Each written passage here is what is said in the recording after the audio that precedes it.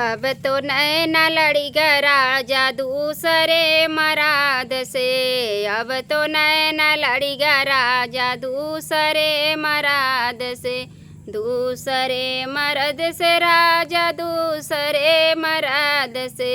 दूसरे मर्द से राजा दूसरे मराद से। अब तो नैना लड़ी गा राजा दूसरे मराद से। सोने के थाली में जेवना पड़ोसों। सोने के थाली में जेवना पड़ोसों। अब तो जेवना जैला राजा अपने गराज से। अब तो जेवना जैला राजा अपने गराज से। अब तो नैना लड़ी गा राजा दूसरे मराद से। अब तो नैना लड़ी गा राजा दूसरे मराद से। लवंगा हिलाची के बीरवा जोरायो। लवंगा हिलाची के बीरवा जोरायो। अब तो बीरवा कुचिला राजा अपने गराज से।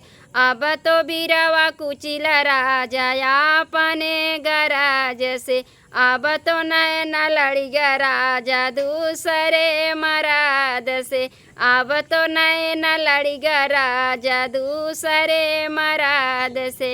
दूसरे मराद से हो राजा दूसरे मराद से।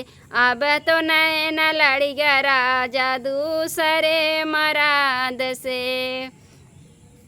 फूलवा ही चुनी चुनी से जिया लगायो। फूलवा ही चुनी चुनी से जिया लगायो। अब तो से जिया लटिला राजा अपने गराज से।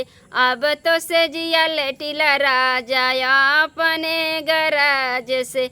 अब तो नैना लड़ी गा राजा दूसरे मराद से। अब तो नैना लड़ी गा राजा दूसरे मराद से। तो भाई गीत कैसन लगा लाइक शेयर कमेंट जरूर करत जाया।